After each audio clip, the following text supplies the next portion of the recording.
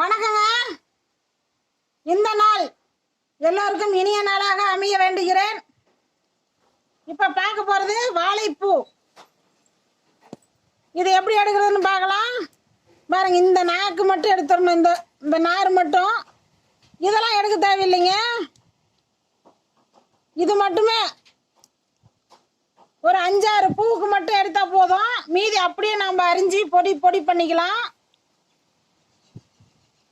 இதை நம்ம பொடியாக நறுக்கி,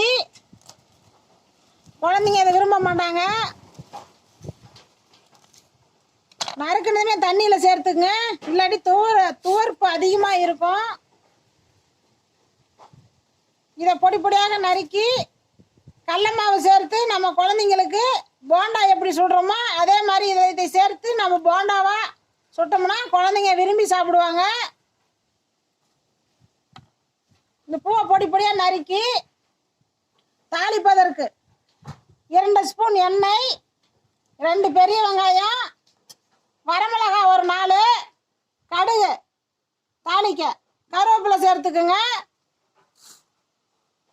தாளித்து இந்த பொடியாக நறுக்கி வச்சிருக்கிற பூவை எடுத்து சேர்த்துக்கணும்.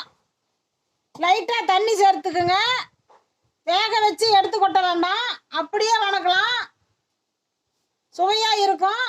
இது கல்லை கரைக்கும், கிட்னிக்கு நல்லது, நிறைய நோய் எதிர்ப்பு சக்தி இருக்குது. இறக்கும் போது தேங்காய் சேர்த்துக்குங்க. தேவையான அளவு உப்பு சேர்த்துக்குங்க. உடம்புக்கு ரொம்ப நல்லது இந்த வாழைப்பூ. வாரம் 2 முறை சாப்பிடணுங்க. இதை வணக்கி, இந்த பூவையே வணக்கி மிளகா பூண்டு அதெல்லாம் சேர்த்து வணக்கி தேங்காய் ஒரு மூடி சேர்த்துக்குங்க. புளி கொஞ்சம் சேர்த்து நம்ம சட்னி அரைக்கலாம். சட்னி அரைச்சி குழந்தைங்களுக்கு கொடுக்கலாம். தோசை, இட்லி எல்லாத்துலேயுமே அதை சாப்பிட்லாங்க. உடம்புக்கு ரொம்ப நல்லது. கிராமத்தில் எளிதாக கிடைக்கும்.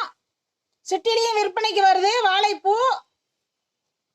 சாப்பிடுங்க, உடம்புக்கு ரொம்ப நல்லதுங்க. மேலும் விவரங்களுக்கு ஈஸ்வரியின் நாளொரு மூலிகை சேனலை ஃபாலோ பண்ணுங்க. நாங்கள் நிறைய வீடியோஸ் போட போகிறோம். உங்களுக்கு உடனே வந்து சேருங்க. நன்றிங்க.